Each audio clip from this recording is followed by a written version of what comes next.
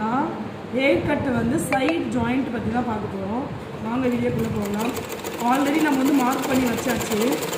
ஸ்லீவுடைய ready பார்த்திங்கன்னா 4.5 வச்சுருக்கோம். 4.5 வச்சுட்டு நம்ம ஆல்ரெடி வந்து மார்க் பண்ணியிருக்கோம். இந்த ஆர்ம் ஃபோல்டில் வந்து 2 ஜாயிண்ட்டு ஒன்றா கரெக்டாக மீட் பண்ணுற மாதிரி வச்சுக்கணும். நம்ம ஸ்டூடெண்ட்ஸ் பார்த்திங்கன்னா இந்த சைட் ஜாயிண்ட் வந்து ஒரு வீடியோ போட சொல்லியிருந்தாங்க. அதெல்லாம் வந்து ஒரு சைடுடைய ஜாயிண்ட் வந்து எப்படி பண்ணுறதுதான் நம்ம பார்க்க போகிறோம். கரெக்டாக வந்து இந்த இடமும் நம்மளுக்கு அப் அண்ட் டவுன் வரக்கூடாது. ஆர்ம் ஃபோல்கிட்ட அதே மாதிரி இப்புக்கிட்டேயும் அப் அண்ட் டவுன் வராமல் கரெக்டாக தச்சுக்கிட்டே வந்துடணும். இந்த ஏர்லைன் கட் வந்து எப்பவுமே வந்து லைனிங் ஃபேப்ரிக் தனியாகவும் மெயின் ஃபேப்ரிக் தனியாகவும் ஸ்டிச் பண்ணோம்னா கொஞ்சம் அழகாக நீட்டாக இருக்கும். இப்போ நம்ம வந்து என்ன பண்ணிட்டோம், 4 கிளாத்லேயே கொண்டு வந்து இங்கே 2 இன்ச்சு இறக்கி இங்கே வந்து நம்ம ஒரு அர்க்கட் கொடுத்தாச்சு. குறுக்கு அடிச்சிருக்கோம். அப்புறம் தான் அர்க்கட் பண்ண போகிறோம். ஏன்னா நம்ம வந்து ஃபுல்லாகவே ஸ்டிச் பண்ணிட்டோம்னா ஒரு லுக் இருக்காது. ஓகேங்களா? இப்போ என்ன செய்யணும் அப்படின்னா இங்கே இருக்குங்களா இந்த இடத்துல இந்த அர்க்கட் பண்ணணும். கரெக்டாக த்ரெட்டுக்கு நேராக இந்த மாதிரி அர்க்கட் பண்ணிவிட்டு இந்த மெயின் கிளாத் வந்து உள் பக்கமாக இப்படி இருக்குதுன்னா உள் சைடில் இது நல்லாவே உள் பக்கமாக அதை வந்து நகர்த்திட்டு கீழே இருக்கிற அந்த லைனிங் கிளாத்தும் மேலே இருக்கிற லைனிங் கிளாத்தும் ஒன்றா வச்சு இந்த மாதிரி ஸ்டிச் பண்ணணும். இப்போ எல்லாம் ரெடிமேட் ட்ரெஸ்லாம் பார்த்திங்கன்னா இந்த மாதிரி தான் மோஸ்ட்லி தச்சுக்குவாங்க. ரெடிமேட்லேயே வரும். நம்மளும் அதேமாதிரி தச்சோம்னா நீட்டாக இருக்குன்னு சொல்லுவாங்க.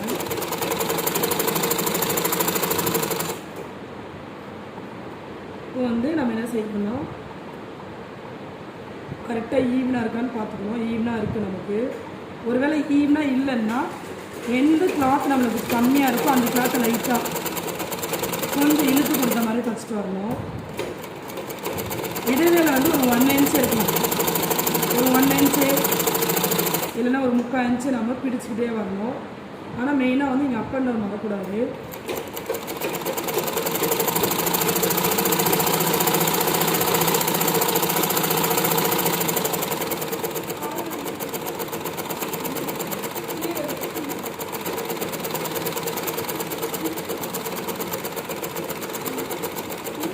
இங்கே முடியும் போது குறுக்கு அடிக்கணும். ஒவ்வொரு முறையும் முடியும் போது நீடியில் வந்து உள்ளுக்குள்ளே விட்டுருங்க. இப்போ நம்ம என்ன பண்ணியிருக்கோம், லைனிங் ஃபேப்ரிக் மட்டும் கட் பண்ணி தச்சுருக்கோம் பார்த்தீங்களா. நெக்ஸ்ட்டு நீங்கள் என்ன பண்ணணும், உள்ளே இருக்கிற கிளாத்தை இப்படி எடுத்துக்கிட்டு இங்கே நம்ம ஆல்ரெடி அர்க்கட் பண்ணியிருக்கோம் பார்த்தீங்களா, அங்கே வந்து நீடியில் வச்சுட்டு வாங்க. ஓகேங்க? நீங்கள் ஒரு குறுக்கு அடிச்சுட்டு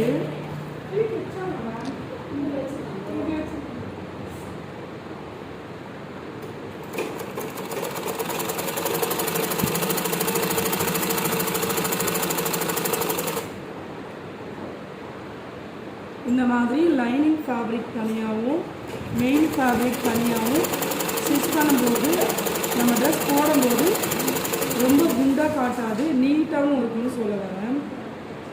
இங்கே ஒருவேளை நம்மளுக்கு அப் அண்ட் டவுன் வந்ததுன்னா லைட்டாக கழிச்சிடலாம், அது ப்ராப்ளம் கிடையாது.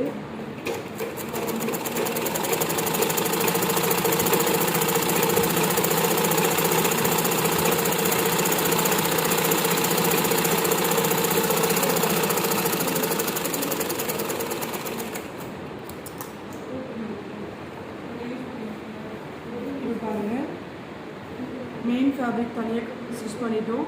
நான் ஒரு ஸ்டிச் தான் போட்டிருக்கேன். நெக்ஸ்ட்டு இன்னொன்றும் கொடுத்தோம்னா கொஞ்சம் ஸ்ட்ராங்காக இருக்கும். அதே மாதிரி வந்து லைனிங் கிளாத்து நம்ம தனித்தனியாக தச்சுருக்கோம். ஓகேங்களா? இப்போ நம்ம திருப்பி பார்க்கும்போது நீட்டாக இருக்குன்னு சொல்லுவாங்க.